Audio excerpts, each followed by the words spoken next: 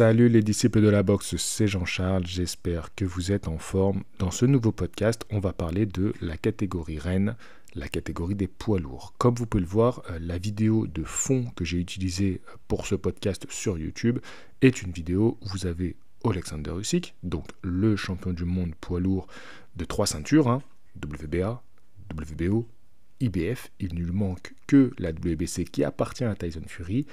Dans ce podcast, on va essayer de voir si on peut avoir un espoir que le combat se fasse enfin cette année. Peut-être bien. À vrai dire, il y a une annonce qui est tombée hier. Voilà, sous les 24 heures là où vous écoutez, en tout cas ce podcast sort, il y a eu une annonce assez importante, assez conséquente. En fait, moi j'étais en train d'écrire une vidéo sur la catégorie poids lourd pour dire que on commence quand même un petit peu à s'inquiéter parce que cette année, oui, on a plein de belles affiches dans le monde de la boxe. On a des combats d'unification, on a des champions qui montent de catégorie pour directement défier un champion du monde. On a la catégorie des poids légers où ça y est, enfin ça bouge et les gros noms vont peut-être s'affronter dans les prochains mois. Donc tout ça, c'est très excitant. Mais il y a une catégorie où il ne se passe absolument rien, c'est la catégorie des lourds. Et vous allez voir, j'ai pris quelques notes, je vais vous expliquer ça. Et oui, ça fait un moment qu'on s'emmerde un petit peu avec cette catégorie.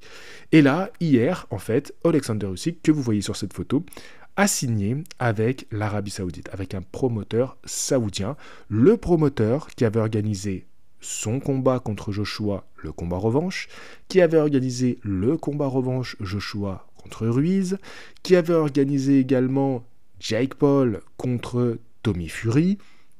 Voilà, des combats qui, sur ces dernières années, ont suscité beaucoup d'intérêt médiatique et beaucoup de pognon, les gars. Donc, j'ai pris une photo où il est avec Badou Jack, parce que Badou Jack est aussi signé chez les Saoudiens. Voilà, il était en sous-carte de Jake Paul contre Tommy Fury. Il avait à ce moment-là remporté la ceinture WBC des lourds légers. Et donc c'est le seul qui a partagé des photos un petit peu correctes sur ses réseaux, parce que les autres, j'ai regardé les promoteurs de Usyk. Il faut savoir que Usyk, il est avec des promoteurs ukrainiens, il a toujours été avec eux depuis le début, mais là donc il signe avec en copromotion, c'est comme ça qu'on dit, en copromotion pour plusieurs combats avec l'Arabie Saoudite. C'est eux qui vont apporter les fonds pour organiser sur place sûrement, et surtout pour remplir les recettes de Usyk et payer les adversaires. Voilà, c'est comme ça que ça fonctionne. Donc il va être sûrement en copromotion avec eux. Je pense que c'est le deal. J'ai rien trouvé de clair là-dessus, mais je n'ai pas vu non plus que Usyk se séparait de ses anciens promoteurs, et surtout, je suis allé voir sur toutes les publications de ses promoteurs à Usyk, et ils ont tous partagé l'information de cette signature. Donc je suis pas bête, je fais ma petite conclusion. Ils ont signé un accord tous ensemble. Personne n'a pu partager une foutue photo correcte de la signature. Mais c'est quand même dingue ça, mais faites un petit effort. Là, les Ukrainiens en communication, c'est catastrophique. Les Saoudiens, c'est pas bien mieux. Mais quand même, faites un effort de communication, c'est important, merde. Bon, heureusement, il y a Badou Jack qui a partagé 2-3 photos rigolotes en bonne qualité, donc que j'ai pu utiliser pour faire un petit fond d'écran au moment où vous écoutez ce podcast. Et on va faire le tour un peu, déjà cette information. À la fin, en conclusion de ce podcast, je vous dirai ce que ça peut donner. Est-ce que, oui ou non, potentiellement, ça peut aller vers des gros combats pour Oleksandr Usyk. Gros combats, c'est-à-dire Tyson Fury, unification totale chez les poids lourds. On l'attend, bien, on va la voir là prochainement chez les welter. C'est la prochaine catégorie où on va la voir. Déjà, c'est fou, c'est super excitant. Mais chez les poids lourds, c'est là qu'on l'attend avant tout. Alors du coup, 2023, c'est un peu le bazar chez les poids lourds, on va pas se mentir. Tyson Fury, qui a aujourd'hui 34 ans, champion WBC, n'a pas combattu depuis décembre 2022. Et c'était un combat sans enjeu, un combat sans saveur contre Derek Chisora. Je vais pas revenir dessus, c'est juste pour vous dire que une année 2022 assez pauvre pour le champion Tyson Fury, et on espérait qu'en 2023, il nous donne un grand combat. L'autre champion, Oleksandr Usyk, dont j'ai parlé dans l'introduction de cette vidéo, a 36 ans. Il détient les 3 autres ceintures. Et lui, il n'est pas monté sur le ring depuis août 2022, lorsqu'il confirmait, en battant pour la 2e fois, Anthony Joshua. Donc ça, on en a parlé encore une fois dans l'introduction de la vidéo, parce que ce combat, donc le dernier combat de Usyk, a un lien avec sa signature, sa toute fraîche signature avec un promoteur saoudien. Joshua, lui, il a fait son retour en avril 2023 contre Jermaine Franklin. Pareil, c'est pas un combat qu'on retiendra, hein, mais au moins, lui, on peut dire qu'il a combattu. En parlant de retour, Deontay Wilder revenait lui aussi après 2 défaites en octobre 2022 contre Robert Helenius. Octobre 2022, ça commence à faire un moment, surtout pour un combat qui n'a duré que quelques secondes. Et qui, pareil, était un combat sans enjeu. Hein. Vraiment, c'était vraiment un combat de reprise encore plus insignifiant que le combat d'Anthony Joshua. Alors, il s'est quand même passé un truc assez fou en cette année 2023. C'est Joe Joyce, 37 ans, qui a perdu en avril contre Zhilei Chang. Et ça a été quand même un coup de tonnerre. Et d'ailleurs, après cette victoire, on peut le dire, surprenante de Zhilei Chang, surtout comment il a battu Joe Joyce, hein. Il a arrêté Joe Joyce. Voilà.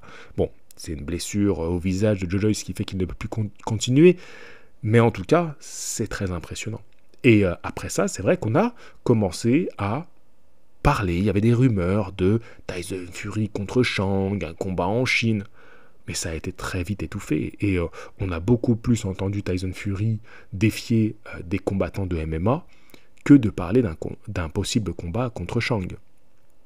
Autre combattant dont on n'a plus trop de nouvelles, Andy Ruiz, 33 ans, et lui, on n'a pas de nouvelles de lui depuis septembre 2022, lorsqu'il affrontait Luis Ortiz. Et Luis Ortiz, à 44 ans, il est encore dans le top 10. Et enfin, c'est quand même assez fou. On a un top 10, Luis Ortiz de 44 ans, et lui, donc c'est pareil, il n'a pas boxé depuis septembre 2022.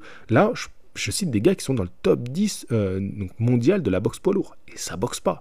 Parlons de Dillian Whyte, 36 ans, qui reste sur une victoire controversée contre Jermaine Franklin, justement, qui était en octobre 2022. Alors, maintenant, je parlais du plus actif, hein, très, très certainement, de ce top 10, Joseph Parker, 31 ans. Donc, c'est finalement le plus jeune de tous les noms que je viens de citer. Hein. Donc, lui, Joseph Parker, 31 ans, donc, c'est l'ancien champion WBO. Hein. Si vous ne situez pas trop, Joseph Parker, l'ancien champion WBO qui avait perdu, il y a déjà un bail, hein, contre Anthony Joshua. Lorsque Anthony Joshua avait gagné tous les titres. Hormis le WBC, vous le savez bien, qui était détenu par Deontay Wilder à l'époque. Lui, Joseph Parker, il a combattu 2 fois en 2023. Donc, c'est donc depuis sa défaite contre Joe Joyce. Donc, sa dernière défaite, grosse défaite contre Joe Joyce, lui, il a quand même combattu 2 fois. C'est à signaler, c'est le combattant le plus actif. En parlant d'un combattant qui est un peu revenu, c'est Martin Bakole, 30 ans. Il a boxé en avril en Pologne, donc c'est une victoire, il a obtenu une victoire par KO au 3e round, mais c'est vrai que Martin Bakole, depuis sa victoire contre Tony Yoka, où on a beaucoup parlé de lui, depuis il a signé quand même avec un diffuseur anglais, mais ça boxe pas, le gars ne boxe pas, et c'est du temps perdu, c'est du temps gâché pour ce jeune boxeur. Hein.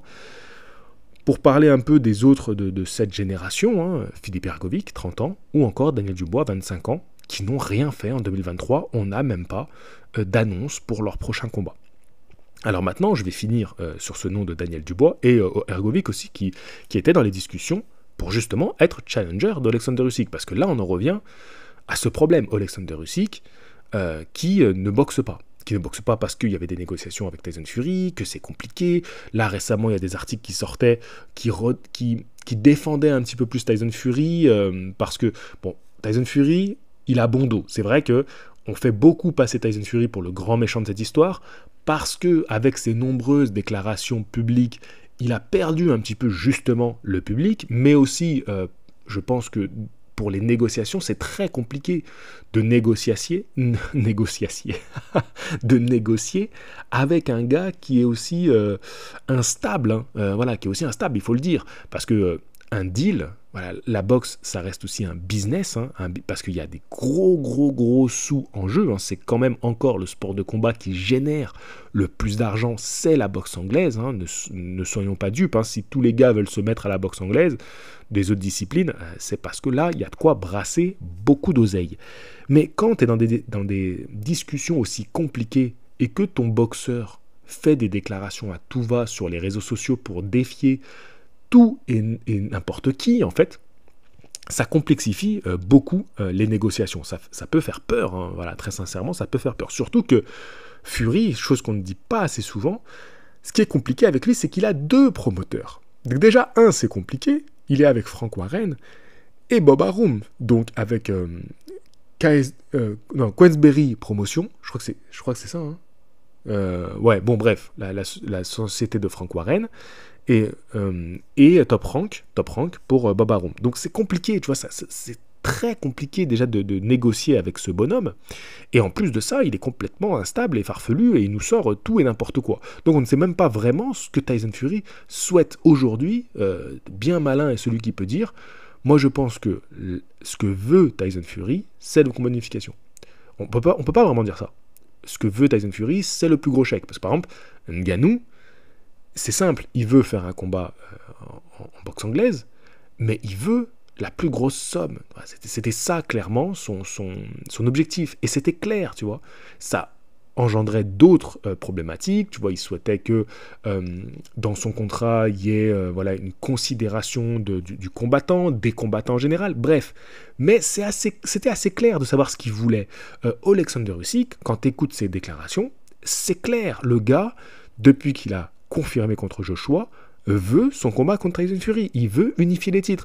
Donc, le problème qu'on a avec Tyson Fury, c'est qu'on ne sait pas vraiment, clairement, quel est son objectif.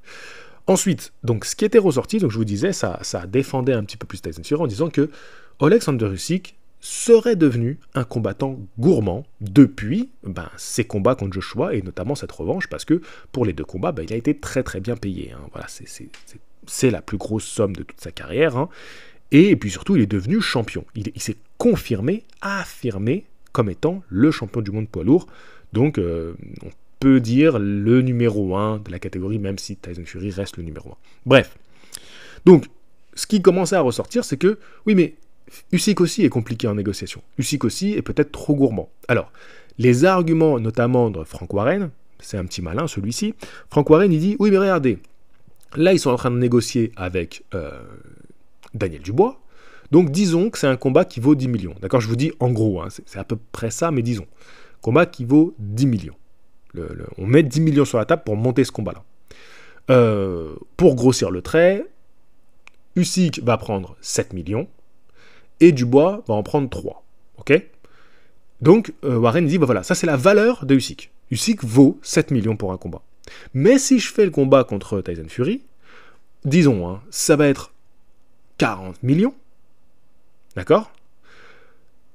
Usyk, qui en vaut 6, donc on lui donne, 7, on lui en donne 10, voilà, disons, on lui en donne 10, pour arrondir encore une fois, hein, c'est pour que juste vous compreniez. Et donc, Fury lui en prendra 30 millions, parce que c'est ce qu'il vaut. Fury, il vaut 30 millions. Tu vois. Mais en fait, ça marche pas comme ça. Ça fonctionne pas comme ça. La valeur dans la boxe, la valeur d'un combat, c'est la valeur de l'affiche, d'accord ? Cette affiche peut être portée que par un seul nom. Tu vois, par exemple, Floyd Mayweather, qui fait ses combats d'exhibition, l'affiche est chère parce que c'est Floyd Mayweather. C'est tout. C'est une affiche. Qu'est-ce que vaut une affiche ? Parce que un des 2 noms est une star, parce que un des 2 noms est un super boxeur, ou parce que les 2 sont des stars. Davis contre Ryan Garcia, les 2 sont des stars. L'affiche en soi, sportivement, n'était pas très équilibrée. C'était assez facile de vous dire le résultat de ce combat-là, mais les 2 sont des stars, donc c'est une affiche qui a de la valeur marchande. Et après, summum de tous les fans de boxe, l'affiche qui correspond à tout, c'est-à-dire star, célébrité et sportivement intéressant, Errol Spence Jr. contre Terence Crawford. Et là, on met beaucoup d'argent sur la table. C'est l'affiche qui a une valeur marchande. Et après, on répartit selon que, quand même, c'est tel champion qui fait le plus de concessions. C'est tel boxeur qui a le plus de titres. C'est tel boxeur qui a le plus d'expérience et qui mérite le plus d'argent aujourd'hui. Voilà. Et c'est comme ça qu'on négocie. Tu vois ? Et après qu'on va répartir la bourse. L'affiche Usyk-Dubois, elle vaut pas grand-chose parce que c'est pas une super affiche de boxe. Tu vois ? C'est pas Usyk qui vaut moins dans l'affiche Usyk-Dubois. C'est l'affiche Usyk-Dubois qui fait diminuer le prix de Usyk. Vous voyez ce que je veux dire ou pas ? C'est peut-être un peu plus compliqué à expliquer, Mais Frank Warren, il nous dupe en disant ça. Et lui, il sait très bien que c'est l'affiche qui a une valeur marchande. C'est un promoteur de boxe. Mais quand il dit ça, c'est pour rabaisser Usyk, en disant, bah voilà, Usyk, il vaut que 6-7 millions. Et pour surtout dire que son boxeur Tyson Fury, lui, il fait plus d'argent. Ce qui est réel. Sur les derniers combats, Tyson Fury, il a fait de l'argent avec des affiches de merde. Parce que c'est Tyson Fury qui était intéressant. C'est Tyson Fury qui faisait rentrer les gens en Angleterre. C'est réel. Mais ces affiches, elles étaient dégueulasses, il faut le dire. Aujourd'hui, l'affiche Tyson Fury, Alexander Usyk, serait l'affiche la plus intéressante, avec la plus de valeur, de toute la carrière de Tyson Fury. De toute sa carrière. C'est la plus belle affiche, en termes de valeur sur le marché, qu'on pourrait avoir. Déjà, c'est un super beau boxeur, Alexander Usyk, un invaincu, qui a tout raflé dans la catégorie des lourds légers, qui a presque tout raflé dans la catégorie des lourds. Et puis, c'est le combat pour toutes les ceintures. Historiquement, c'est quelque chose d'exceptionnel. Donc ce combat-là a une belle valeur marchande. Et Usyk mérite, dans ce combat-là, de toucher bien plus que la bourse qu'il aurait touchée contre Dubois. Parce que déjà, c'est pas les mêmes enjeux. Voilà, il défie pas la même personne. Soit tu défies Dubois, soit tu défies Tyson Fury. C'est quand même pas le même morceau. Et puis l'affiche a de la valeur aussi parce que c'est Usyk face à Tyson Fury. Voilà. Tyson Fury contre Derek Chisora 4, ça n'a pas le même goût, ça n'a pas la même saveur que Tyson Fury contre Alexander Usyk ou Tyson Fury contre Anthony Joshua. Ça aussi, c'est des affiches qui ont de la valeur parce que c'est des stars. Voilà. Comme on en revient à Gervonta Davis contre Ryan Garcia. Donc voilà, c'était important pour moi de faire un petit point sur ça. Maintenant, la signature de Alexander Usyk en Arabie Saoudite, déjà, le côté où Usyk, il est devenu gourmand, il sait pas ce qu'il vaut, en fait il vaut pas grand chose, s'il continue à trop en demander, il n'aura jamais de combat, et là il vient de s'allier à un partenaire de taille, les Saoudiens, Arabie Saoudite, les Saoudiens ils ont fait venir Cristiano Ronaldo, à partir de là, je pense qu'on a tout dit, voilà, on a tout dit. Donc, allié de poids parce que portefeuille, les gars, compte en banque assez fourni, compte en banque poids lourd, on peut dire. Voilà, c'est là, limite de poids, il n'y en a pas. Donc, ils ont déjà organisé des belles soirées. Ils ont organisé Joshua Ruiz 2, ils ont organisé Joshua Usyk 2, ils ont organisé Jake Paul contre Tommy Fury. Tu peux dire ce que tu veux, tu peux rigoler si tu veux, c'est peut-être pas les plus belles affiches de la boxe, mais elles étaient hyper médiatisées, hyper attendues, et il fallait bien mettre l'argent sur la table pour qu'elles se fassent. Et eux, ils l'ont fait. Donc, potentiellement, s'il y a bien des gens qui peuvent organiser aujourd'hui Usyk Fury, c'est là-bas que ça se passe. Surtout qu'on sait que Fury, c'est ça qui l'a empêché. Enfin, il aurait beaucoup voulu que ça se fasse en Angleterre. Là, il a encore appelé Joshua à combattre. Je ne sais pas si vous avez vu tourner cette info. Moi, je l'ai repartagé, je crois, sur les onglets des podcasts. Tyson Fury, il a encore appelé Joshua à boxer. Alors maintenant, on va faire un peu le point sur qu'est-ce qui se passe, qu'est-ce qui se dit, c'est quoi que ça raconte, là. Parce que c'est un peu un bazar. Ce qui se dit, c'est que Joshua, il aurait encore 2 combats prévus pour la suite de l'année. Tyson Fury, il aimerait faire le combat donc d'unification totale, mais il aimerait bien un petit combat avant. Voilà. Alors pour lui, un petit combat avant, c'est Anthony Joshua. Tu vois, il a appelé à défier Joshua. Bon, est-ce que ça va se faire? Je sais pas. Là, il était en Australie pour le combat justement de Joseph Parker parce qu'ils sont partenaires d'entraînement. Et ça commençait à discuter de Tyson Fury qui combattrait en Australie. Je sais pas. Franchement, c'est compliqué parce qu'à mon avis, il y a un peu... tout le monde fait des propositions à Tyson Fury, ce qui est normal. Hein.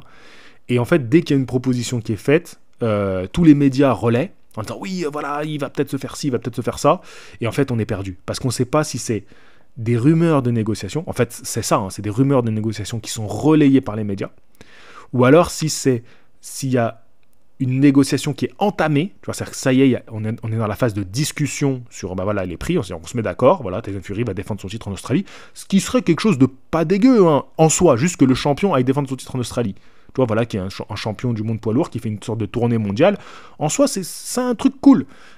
Bon, contre qui ils vont nous le mettre, là c'est notre question, mais disons.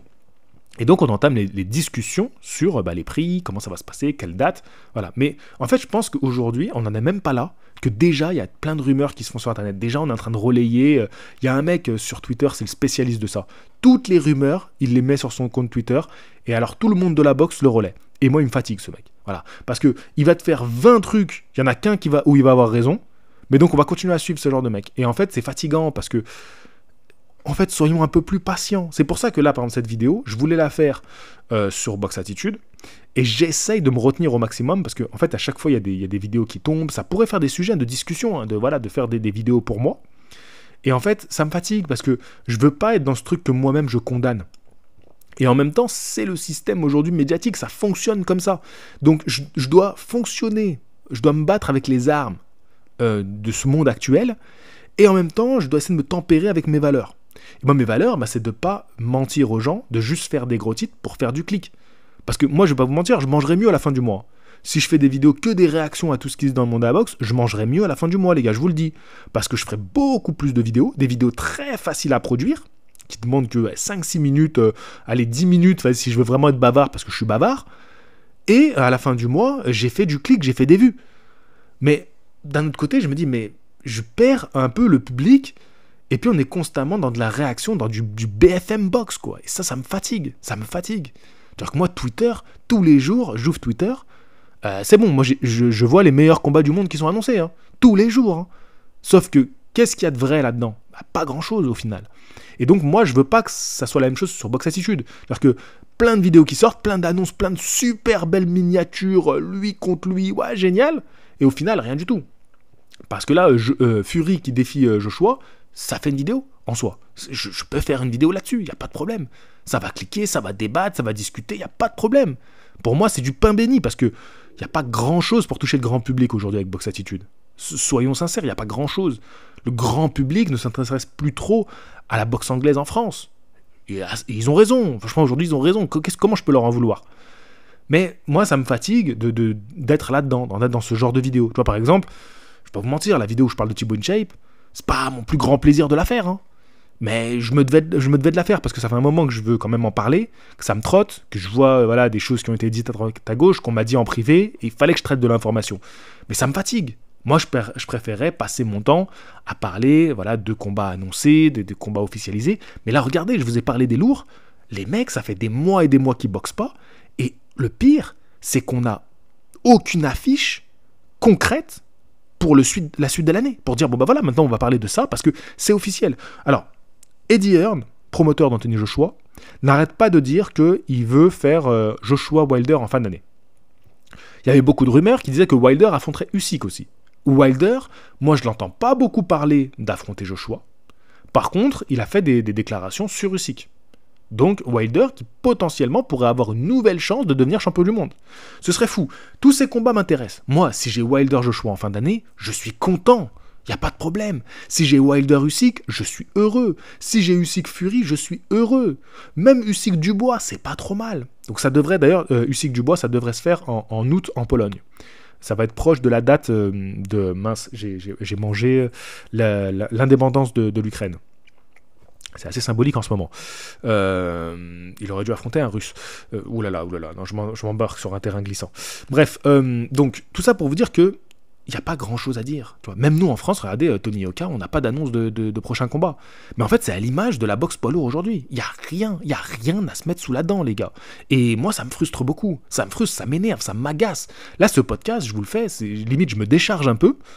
Mais en même temps, je suis un peu inquiet. Je suis un peu inquiet parce que moi, aujourd'hui, c'est mon gagne-pain. Hein, je ne vais pas vous mentir, faire des vidéos. Et si les poids lourds boxent pas, il n'y a pas de visibilité. Les poids lourds sont la vitrine de la boxe anglaise. Regardez, j'ai fait une vidéo pour annoncer Spence Crawford. 10 000 vues. 10 000 vues, c'est quand même... c'est bien pauvre. Hein. Je veux dire... moi, je suis content, je fais 10 000 vues. Mais je veux dire, c'est pas le truc, c'est qu'est-ce que moi, je suis content de faire. C'est Spence Crawford. C'est la meilleure affiche boxe anglaise de l'année. Mais les gens, ils vont cliquer bien plus si je fais Fury Joshua. Mais bien plus, ça va cliquer. Les gens ont bien plus cliqué sur Garcia Davis. Garcia Davis. Les gens ont cliqué fort. Donc, il y a une réalité de l'engouement du public. Et moi, ça, je peux rien faire contre. J'ai beau me décarcasser et faire des vidéos, me faire critiquer dans les commentaires, mais ça ne changera rien à cette réalité du chiffre. Je suis pas un magicien, en fait. C'est un truc... je peux pas changer ça, moi. Donc, j'essaie de composer aussi avec. Donc, je fais des vidéos sur les sujets aussi qui sont médiatisés, qui sont populaires. Après, ma manière d'en parler, ça restera toujours ma manière d'en parler. Voilà, j'essaie d'apporter mon avis dessus. Mais le truc, c'est qu'aujourd'hui, il faut composer avec le fait que on a des Jake Paul, on a des poids lourds qui font tout et n'importe quoi comme déclaration, qui veulent affronter des Ngannou, et on a des promoteurs qui nous mentent ouvertement, comme Frank Warren qu'on citait tout à l'heure, comme Eddie Hearn. Eddie Hearn, je ne sais pas quoi en penser, parce que Eddie Hearn, tout était pour nous dire qu'il allait affronter Dylan White, Joshua, pas Eddie Hearn, hein. Tu vois, c'était vraiment le combat de Joshua. Dylan White, il est présent. On en parle. Moi, je m'attendais à ça. Tu vois, Dylan White. Je vous avais dit, ce sera Dylan White 2. Et après, on finira sûrement avec un gros nom en fin d'année, en décembre. Et c'est un peu ce que dit Eddie Hearn depuis le début. Et là, apparemment, Joshua, il a fait une story en disant « Ouais, il n'y aura pas de combat contre Dylan White. » Donc, Dylan White, il a pété un câble, il l'a insulté sur les réseaux et tout. Et je me dis « Mais en fait, c'est très difficile à suivre. » Tyson Fury, il est impossible à suivre. Usyk, ben écoute, moi ça me rassure un peu que là il est signé avec Skill Challenge Entertainment. Ça me rassure un petit peu, parce que je me dis, bah voilà, ils vont amener financièrement un argument pour Usyk, parce que Usyk, je pense aussi si beaucoup de boxeurs l'évitent, notamment Tyson Fury, c'est pas en soi tant la peur de l'affronter, comme j'en entends beaucoup le dire, même si oui, Usyk c'est un problème à affronter, bien sûr, mais c'est surtout qu'aujourd'hui, Fury, je pense qu'il veut un très gros chèque. En fait, parce que c'est normal, enfin c'est normal. Non, c'est pas normal. Mais ce que je veux dire, c'est que il s'est fait des gros chèques à ses derniers combats, des très gros chèques. Il s'est fait des combats easy l'année dernière, et il a envie de rentabiliser fort, tu vois. Fort ses derniers combats. Fury, voilà, moi je vois comme ça. Je vois aujourd'hui, sa fin de carrière, ça va être que de la rentabilité. Il va nous faire un peu une Floyd Mayweather. Floyd Mayweather fin de carrière, voilà, je veux que des gros chèques, et puis voilà. Donc bon, c'est un peu mon avis sur la catégorie poids lourd. Je sais pas du tout combien de temps j'ai discutaillé avec vous. C'était sympa en fait quand même de faire cette vidéo. Je sais pas, encore une fois, il n'y a pas d'annonce claire. Wilder Ruiz, on en parlait beaucoup, c'était les mêmes promoteurs, ils ont quitté tous les deux leurs promoteurs. Enfin leurs diffuseurs. Donc ce combat-là, à mon avis, c'est capoté. On parlait beaucoup au moment de Andy Ruiz contre Tyson Fury. Mais moi, je veux ça. On n'en parle plus du tout. Donc en fait, c'est très compliqué parce qu'on a des rumeurs et des potentielles négociations où on se dit, mais en vrai, c'est possible. En vrai, il y a moyen. Andy Ruiz, je vous avais fait toute une vidéo pour vous expliquer que c'est le mieux classé dans toutes les fédérations. Donc en vrai, potentiellement, c'est lui le prochain challenger. Ou Joe Joyce, tu vois. C'était lui, mais Joe Joyce, il a perdu. Donc en fait, on a des avis où on se dit, mais en fait c'est bon, tu vois, c'est bon, c'est fait, il n'y a aucune raison, oui, cette rumeur, elle est justifiée. Et puis finalement, bah non, tu vois, on part sur une toute autre rumeur, et puis à nouveau, on se dit, finalement, Fury, Joshua, ça va se faire. Voilà, Fury qui défie Joshua en disant, je t'ai envoyé une proposition. En fait, ça donne envie de réagir, tu vois, ça me donne envie de faire du contenu dessus. Mais est-ce que je peux le croire encore aujourd'hui ? Est-ce que je serais tout à fait sincère avec vous si je fais une vidéo, je prends ma caméra, je dis bon voilà, Fury il a défié Anthony Joshua, le combat peut se faire à Wembley en septembre. Mais en fait, il y a tellement eu de fausses annonces, tu vois, de rumeurs, que je peux pas prendre ma caméra si j'ai pas un peu plus, tu vois, si j'ai pas un peu plus d'éléments concrets.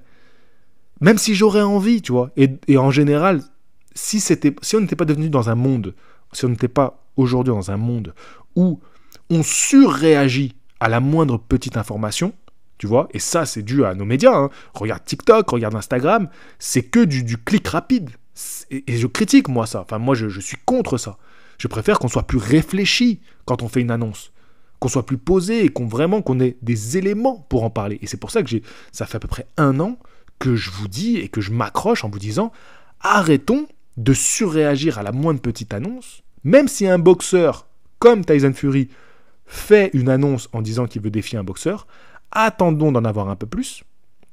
Attendons, quand un combat est potentiellement annoncé, d'avoir, s'il vous plaît, un diffuseur, un lieu pour l'événement du combat, une date, d'accord ? Et puis le nom des 2 boxeurs. C'est la moindre des choses, qu'on demande.